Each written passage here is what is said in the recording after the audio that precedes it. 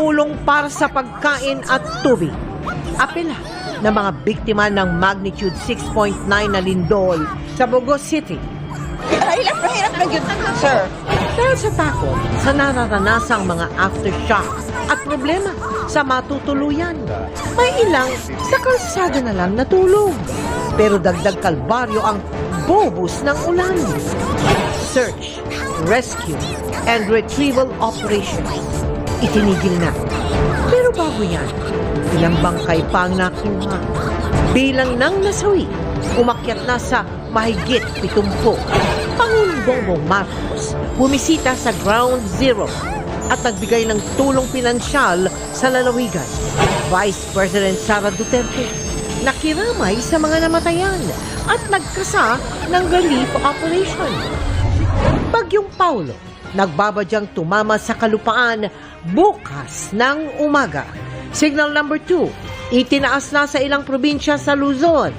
Mga lokal na pamahalaan naka-alerto na rin at nagbabala na sa mga residente. Warehouse ng mga plastic sa Valenzuela nasunog. Kakaibang modus sa pambubugaw nabisto sa Caloocan. 3 arestado. AMLAC inaalam kung ginamit o diniposito abroad ng mga sangkot sa maanumalyang flood control projects ang nakaw nilang mga pera. Baguio City Mayor Benjamin Magalong naniniwalang may nagalit kaya siya iniugnay sa mga diskaya. Basta I believe I struck a nerve or several nerves na they panic kaya ganun ngayon nangyari. At ang inaabangang tapatan ng bagong henerasyon ng mga sangre at mga sinaunang kambaldiwa.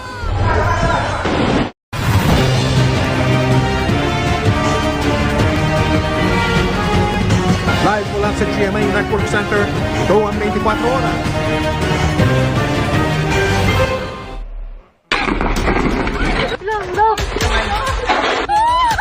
Lord, please send some help.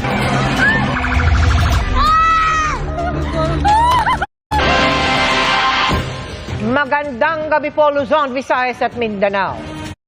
Umakyat pa sa 7 ang nasawi sa magnitude 6.9 na lindol sa Cebu. Oras ang hinahabol ng mga rescuer sa paghuhukay sa mga natabunan ng guho. Tuloy rin ang pagtitiis ng mga nakaligtas. Bukod sa 2,000 aftershocks, iniinda rin nila ang mga pag-ulan. Ang ilan sa kanila, ibinalot na sa plastic ang sarili para hindi po mabasa o kaya naman ay natutulog na lamang sa kulungan ng mga baboy. Nakatutok si Ivan Mayrina.